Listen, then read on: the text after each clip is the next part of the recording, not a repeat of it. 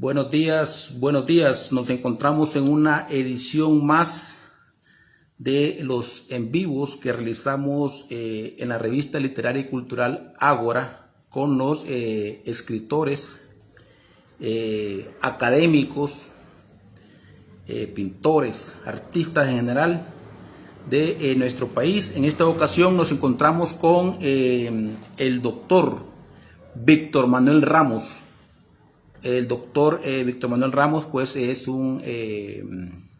el actual director de la Academia Hondureña de la Lengua. Es escritor y también es médico. Doctor, ¿cómo está, doctor? Pues me siento muy bien, trabajando, haciendo cosas en esta academia para mejorar el uso de nuestro idioma. Sobre todo ahora estamos en una campaña en que es necesario hablar con claridad y con justeza, porque si no, no nos hacemos entender o damos lugar a otras interpretaciones que no son las correctas. Sí.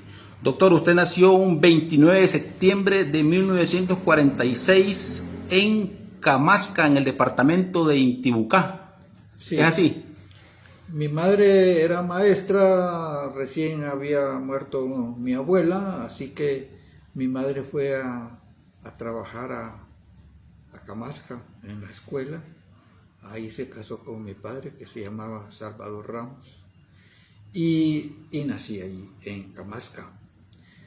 Pero, según me contaba mamá, porque eso uno no se da cuenta, sí. Más o menos por septiembre, bueno, yo nací el 29 de septiembre, entonces en octubre dice que llegaron una comisión de indígenas que me querían conocer y le pidieron permiso a mi mamá, me sacaron al patio, me pusieron una mesa, me desnudaron y comenzaron a frotarme con hierbas ruda o algo así, es decir, me estaban haciendo una sanación, supongo yo.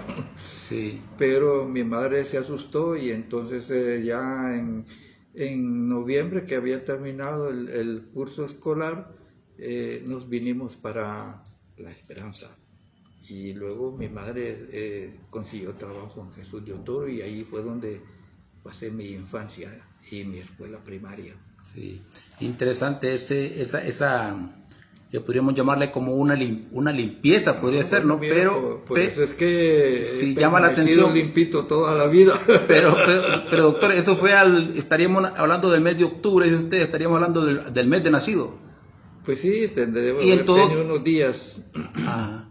Doctor, pero tampoco lo hacían con todos los recién nacidos, ¿o sí? Pues eso no te lo puedo decir. No podría, yo nunca más volví a Camasca ya teniendo 17 años porque se murió mi abuela y nunca la vi. Sí. Entonces yo le pedí a mi madre que me mandara, que quería conocer a mi abuelo. Él había sido el secretario perpetuo de la alcaldía, era un leguleyo, tenía una letra muy bonita y era dueño de tierras en una aldea que se llama Santa Cruz. Entonces yo fui a verlo, no se me olvida cuando llegué allí, la impresión que me causó. Tenía una barba blanca enorme, muy poco pelo, todo blanco. Estaba vestido con camisa de manta, mangas largas y pantalón de manta y con unos caites de cuero, con un puro, y solo tenía un diente y se reía. ¿Su abuelo? Sí, se reía muy divertido. Sí. Entonces, pero yo asumo, ahora haciendo retrospectiva, que como él solo me había visto recién nacido y ya era un anciano, no asumió que yo había crecido. Sí. Porque solo me quedé una noche ahí, me acomodaron en una hamaca y él se quedó en un taburete al lado, sentado, cuidándome toda la noche. Sí. Doctor, hago énfasis en que usted nació en Camasca, conociendo también su trayectoria de éxito, no necesariamente económicamente hablando, sino su éxito académico y su aporte al país. Hago énfasis en que nació en Camasca porque es un pueblo casi fronterizo con El Salvador, un pueblo olvidado, donde los índices de natalidad de pronto son altos, pero no todos, o una buena parte sobreviven, ¿no? O sobreviven, pero no logran destacar. ¿Su familia era una familia dentro de lo que cabe económicamente acomodada, doctor? Pues mi abuelo era terrateniente, tenía una hacienda. Mi padre, de todos ellos, fue el único que se preparó. Lo mandaron, se hizo maestro en La Esperanza, que fue donde conoció a mi madre, por cierto. Y después vino a la universidad. Entonces mi abuelo lo desheredó porque dijo que ya la educación, lo que había gastado en educación era su herencia. Imagínate, eran los criterios. Pero qué visión, ¿no? Sí. Que invirtió en la educación de su hijo, ¿no? Pero no le dejó nada.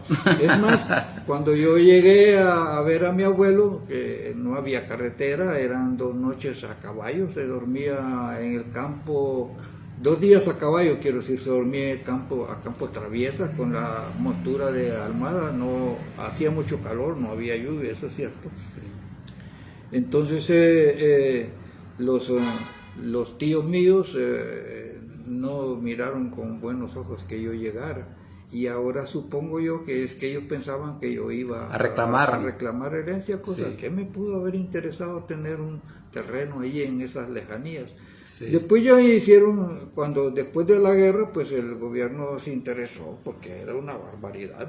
La guerra del 69. Abandonados, sí.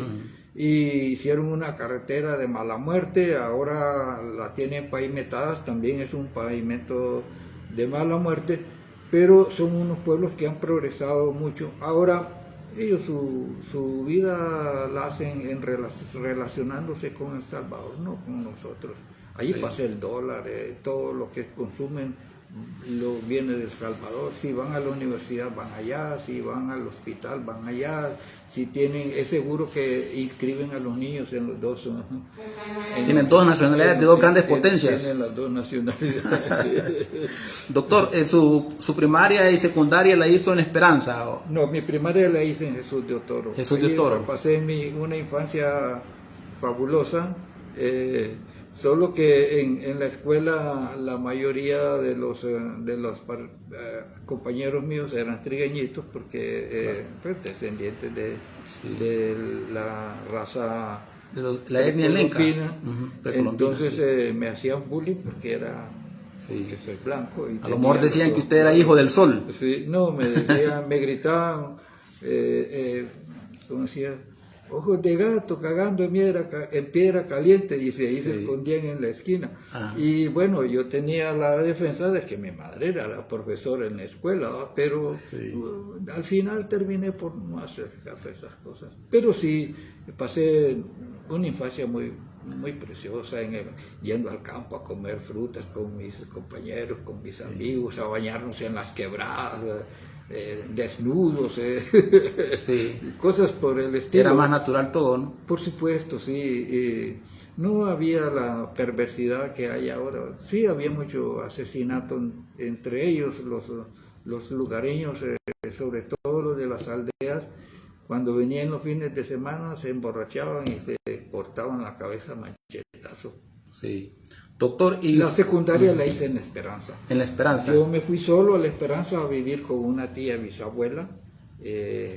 Después, ya cuando estaba en el 3er curso, mi madre consiguió un traslado. Ahí teníamos una casa, la casa de mi abuela, y fue donde yo terminé mis estudios de magisterio hasta que me gradué. Por cierto, me gradué con muchas dificultades. Yo era el mejor alumno del colegio, pero como yo me opuse al golpe de Estado contra Vida Morales, el jefe militar que llegó le dio instrucciones al director del colegio que no me dejara graduarme.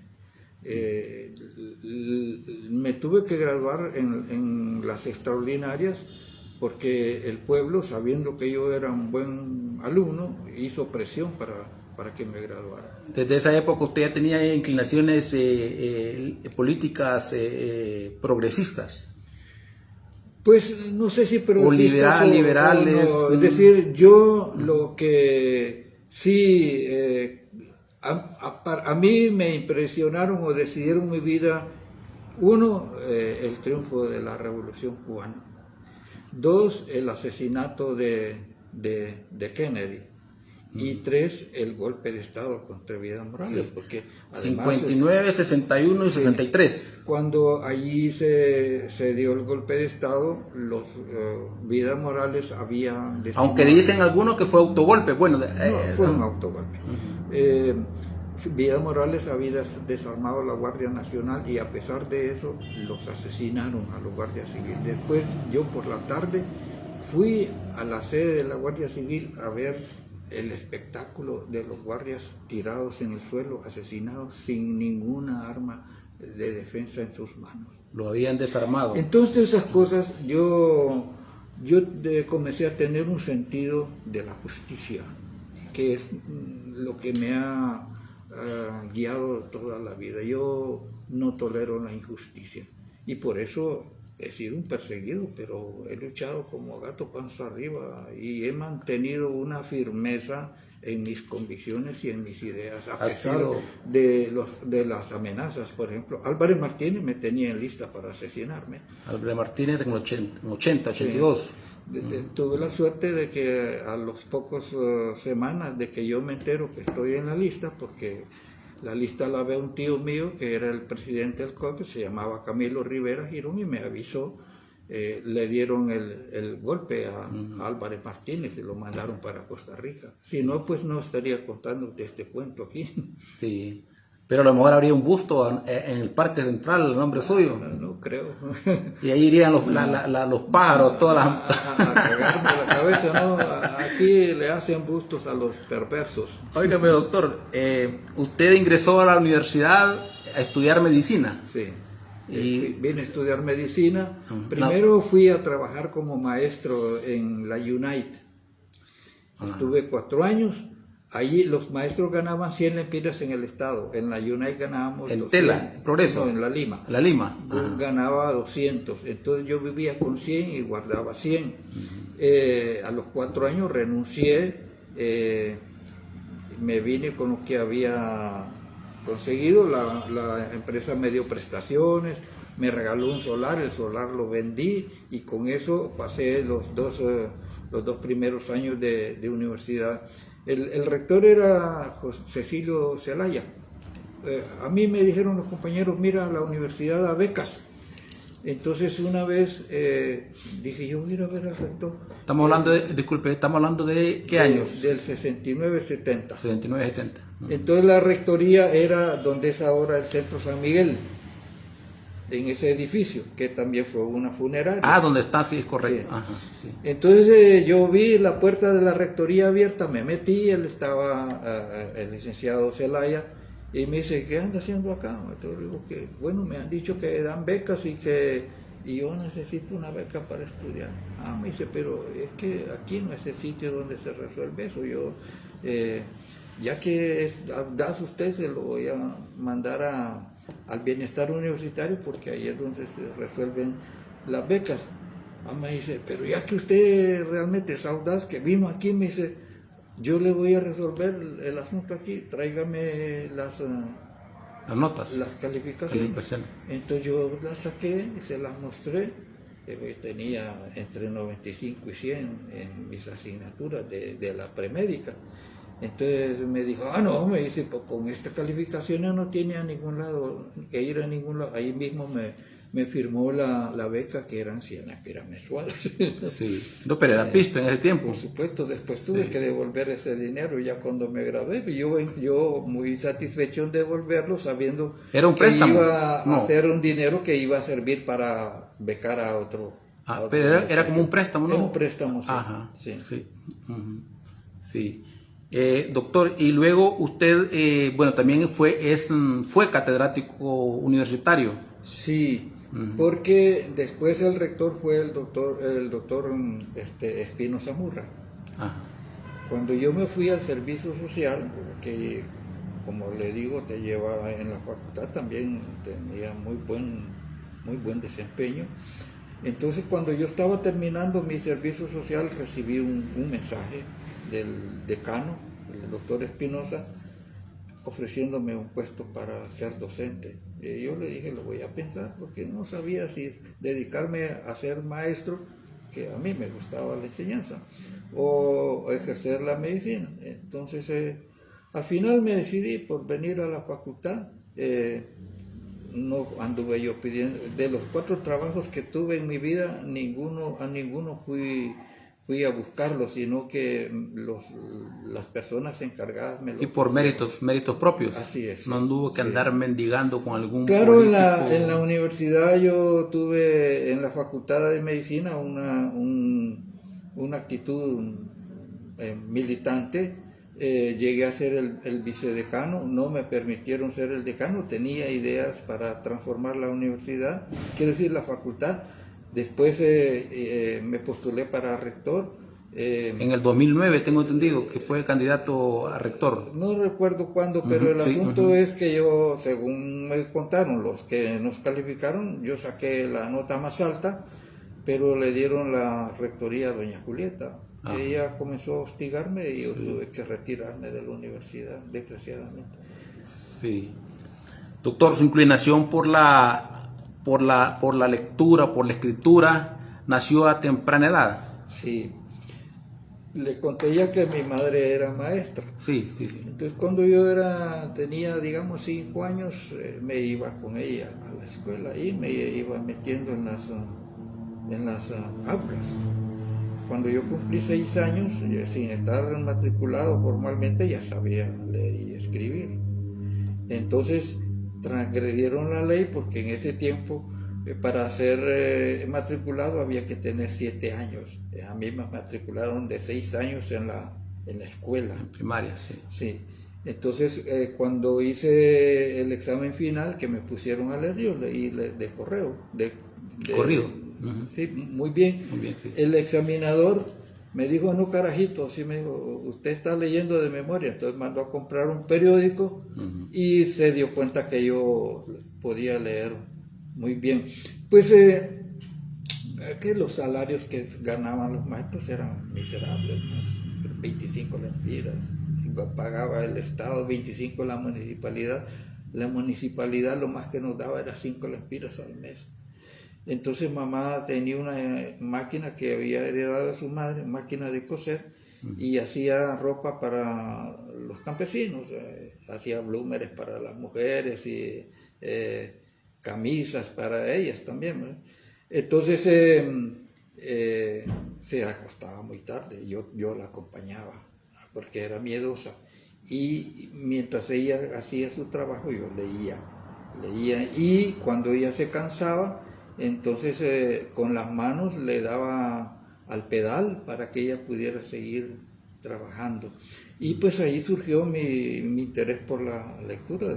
Desde entonces fui un lector intenso. Cuando llegaba La Esperanza, que ya en el colegio llevé clases de literatura, pues entonces ya me di cuenta cuál era su pasión. Mi pasión, aunque le quiero decir, mi vocación verdadera es la música, porque mi abuelo era músico, pero mis tíos, que eran hermanos de mamá por padre, nunca se negaron a darme clases.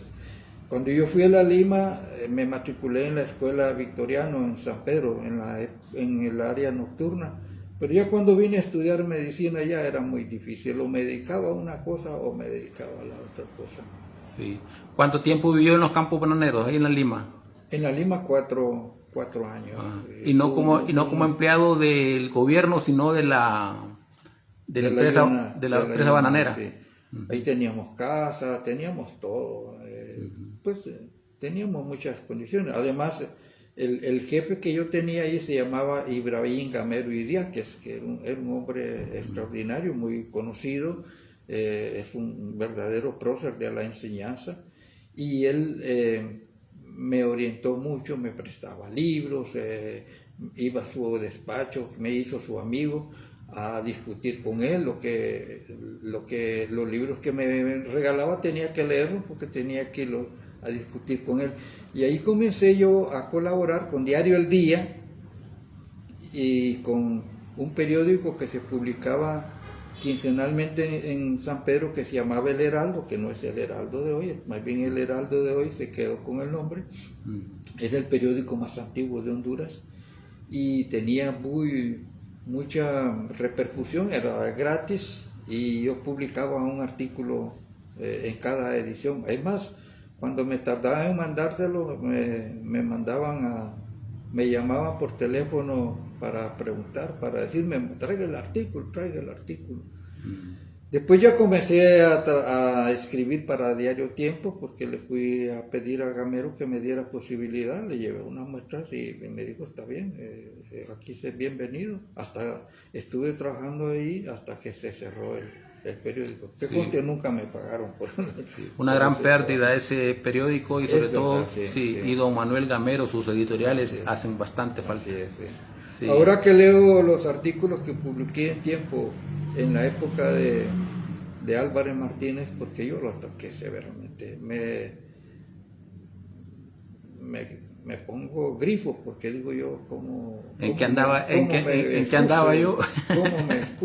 ¿Cómo expuse mi vida? Pues, pero sabía que estaba yo haciendo un trabajo en favor de la gente, reivindicando, por ejemplo, alumnos míos, compañeros míos en la universidad, profesores y trabajadores que los asesinaron, los hicieron perdedizos, como Fidel Martínez.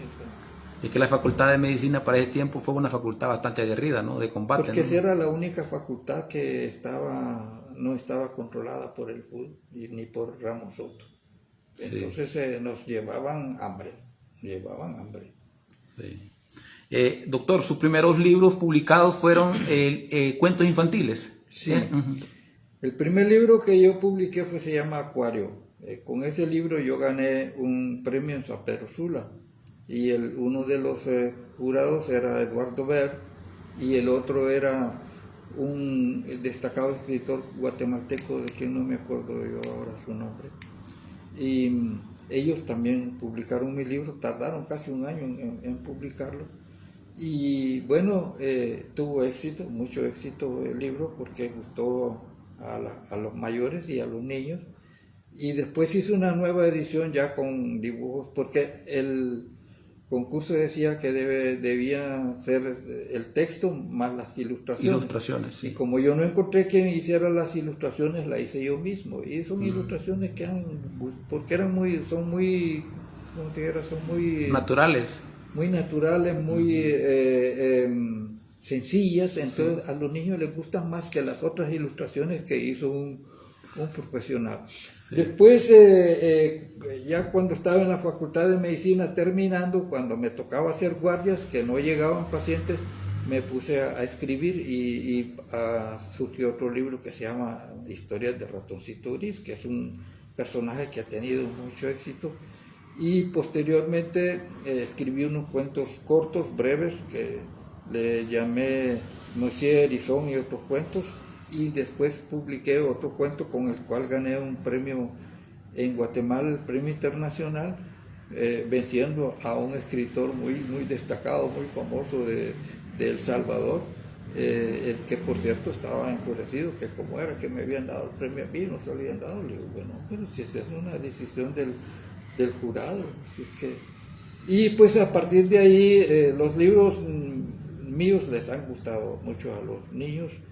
Se han vendido, ahora menos, porque para eso se necesita estar encima, y con todas estas ocupaciones no me queda tiempo para andar en todo. Sí.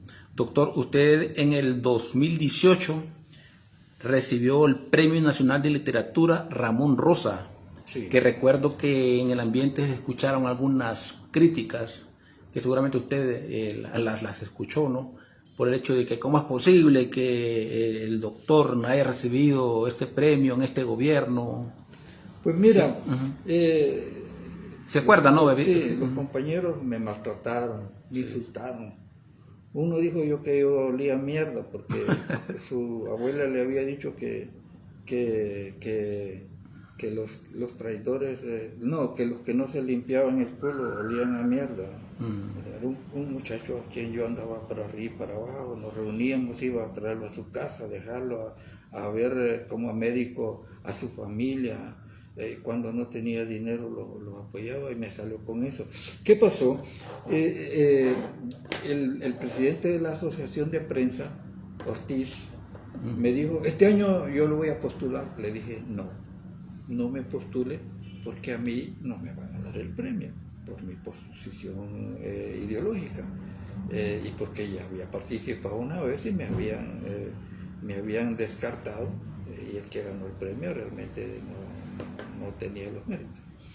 Entonces, pero un día me llamó, oye, insistió, y me dice, doctor, me dice, ya presenté su candidatura. Este Ortiz, que no, ¿se acuerda el nombre? El nombre completo, yo no lo identifico. No recuerdo ahora cómo se llama. Entonces, ese es el presidente del APH. Yo soy miembro del APH también.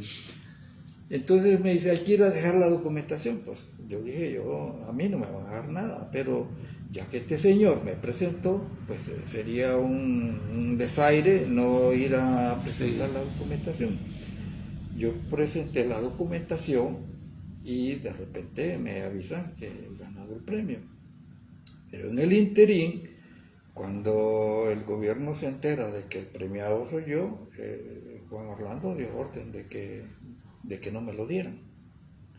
Entonces uno del jurado, que era miembro de la academia, una chica que yo conocía, dijo, no, les digo, él me dice a mí, ella me dice, Víctor Manuel ganó el premio, y si ustedes se lo quitan, yo les armo un escándalo. Entonces no les quedó más camino que dármelo. Sí. Pero dime, si no tenía más valor que el premio me lo diera alguien que no coincidía conmigo. Además, es que esta sociedad en la que vivimos es una sociedad bastante jodida. Yo fui a recibir el premio, fueron varios embajadores, me acompañaron, el de Cuba, el de Nicaragua, el de Taiwán, el de España, y no recuerdo quién, el de Venezuela, estuvieron ahí acompañándome. Los compañeros de Libre me amenazaron con que me iban a ir a tirar tomates y huevos podridos, ¿no? Sí. Y dije, no, por suerte no llegaron. Pero bueno, yo dije un discurso muy duro, criticando al gobierno las cosas que a mí no me parecían. Sin embargo, ahora en el gobierno de doña Xiomara, ellos repartieron medallas a la Garduña. A mí nunca me dieron una distinción, a pesar de que hubo bastante sectarismo incluso contra los mismos aliados naturales. A mí me consideraban siempre un enemigo, cosa que no es verdad. Yo siempre estuve de parte de ellos, luché por ellos, voté por ellos, anduve en las calles, hice un poemario en contra del golpe de Estado, reivindicando a la gente que murió en la lucha. Tengo ese libro, fue hubieron varios autores ahí, ¿verdad? Entonces te das cuenta, pues, las injusticias de la vida, te apalean los enemigos y te apalean los amigos. Sí, yo conozco esa situación. Doctor, estamos en la sede de la Academia Hondureña de la Lengua. Sí. Por cierto, un bonito edificio que usted preside, que usted es el director. ¿Desde hace cuánto usted es director y en qué condiciones encontró este edificio? Yo soy director, voy a cumplir el otro año 6 años. 6 años. Y antes, cuando don Óscar Acosta era el director, yo le dije, porque la sede de las dos academias, la de Geografía e Historia, quedaba en Comayagüela y el MISH se la llevó. Entonces estaba... Disculpe, doctor, a propósito, para que no se me olvide, ¿existe todavía esa sede de antropología, historia, verdad? No, es academia. El MISH la derribó. La derribó. Ahí solo está el terreno que es nuestro. Ajá. Entonces este edificio estaba en ruinas totales. Aquí no había techo, no había puertas, era un basurero total, vivían mareros o delincuentes. Era una casa loca prácticamente, ¿no? Prácticamente lleno de heces, con tufa de orina. Entonces yo le sugerí a don Oscar, que era el director, yo era miembro de la academia, que gestionáramos, que nos dieran este edificio.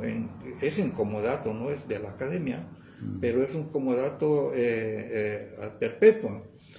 Y cuando se consiguió eso, entonces yo personalmente hice las gestiones para conseguir cerca de 5 millones de lempiras con el gobierno de España, que es con el que hicimos esta remodelación.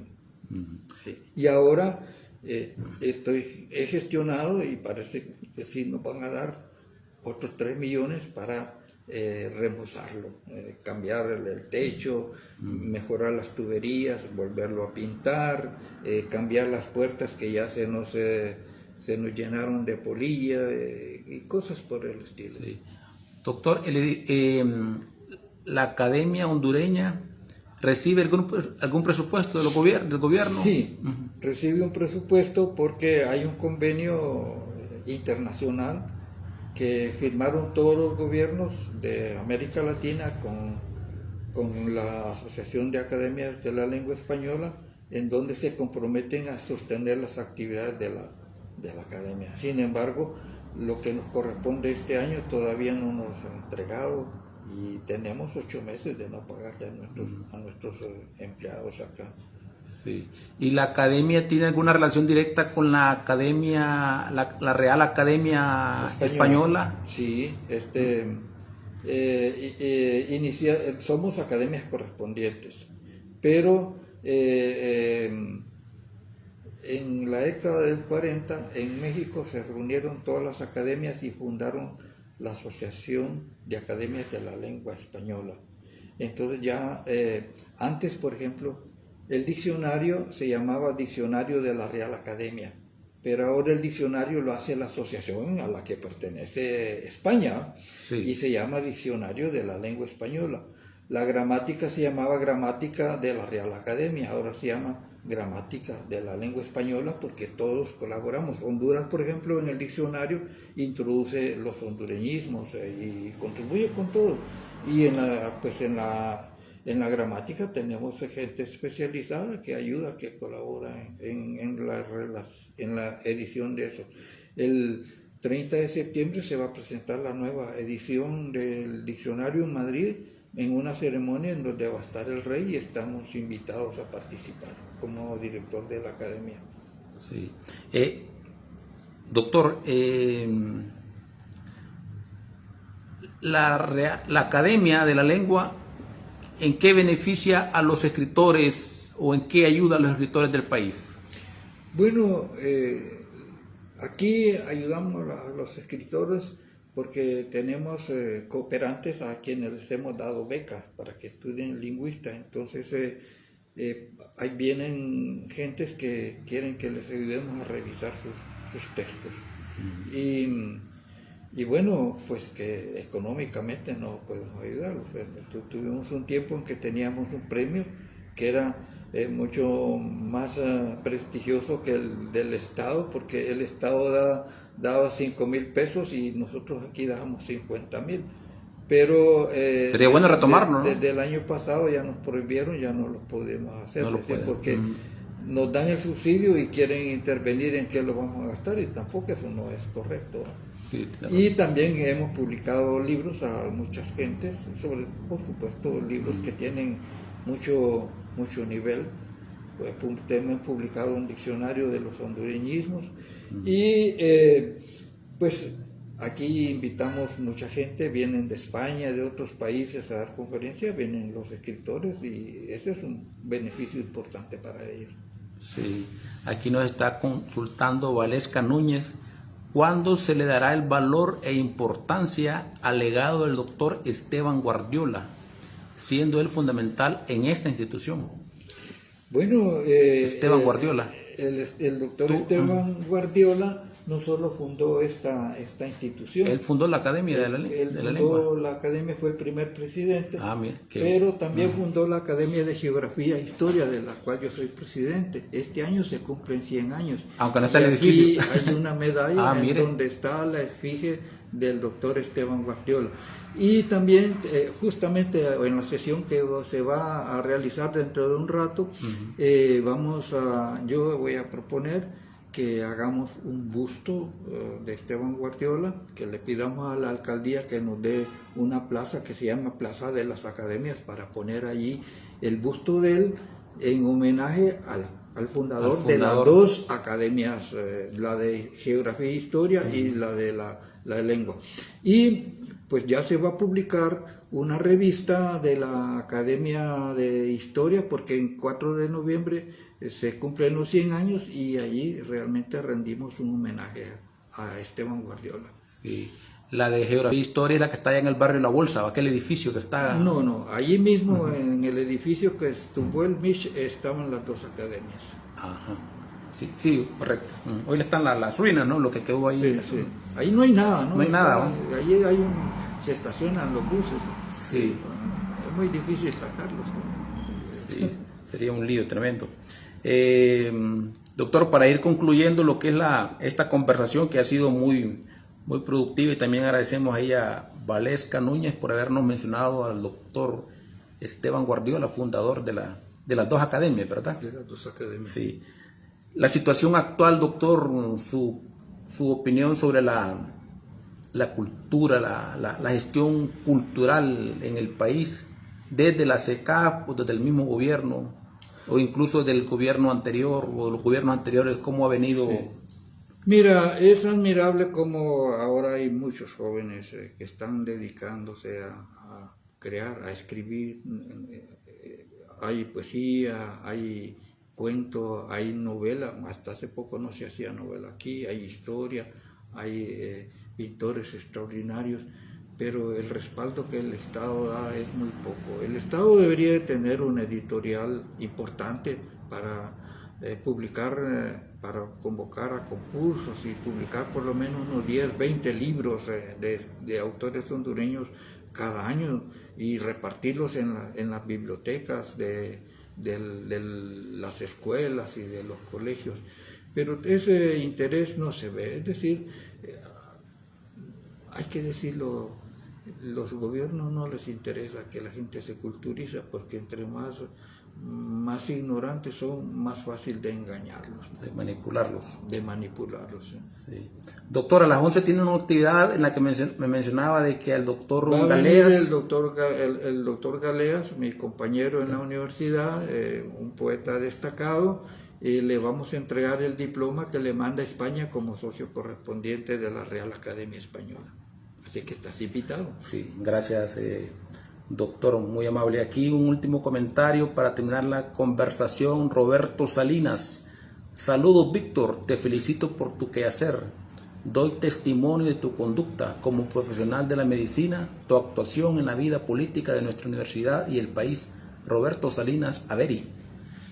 Sí, conozco a Roberto, un gran luchador, un compañero con quien nos encontramos en la universidad.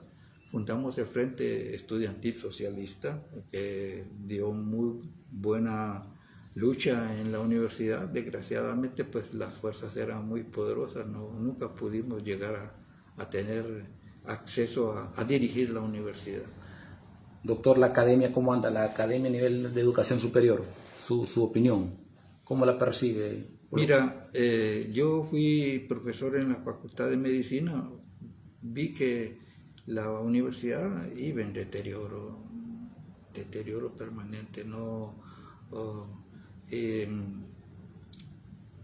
el profesorado no está adecuadamente preparado. Yo aspiraba a ser el rector para resolver todas esas cosas, para quitar esa enseñanza memorística y dar una enseñanza creativa en donde el muchacho sea el que aprende él solo y que el profesor sea un guía, no un transmisor de conocimientos.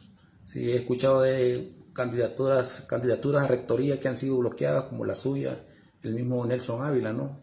entre otros es que podrían... mientras haya intereses políticos, sobre todo de controlar el presupuesto de la universidad, nunca van a dejar llegar a alguien que tenga un pensamiento avanzado y que lleve ideas de transformación de la enseñanza en la universidad. Sí, entiendo. Bueno, doctor, yo le agradezco este espacio que nos ha brindado hoy, 21 de agosto. Hemos conversado con el doctor Víctor Ramos, director de la Academia Hondureña de la Lengua. Palabra final en esta conversación, doctor. Bueno, veo que tienes muchos videntes, así es que les mando un saludo. Agradezco a ti esta posibilidad que nos has dado para poder divulgar lo que es la academia y qué hacemos acá. Y los escritores que vengan, que sea cafecito se les va a dar, doctor, acá. Pues están bienvenidos, siempre este es su caso. Bueno, gracias, doctor. Un gusto. Gracias a ti.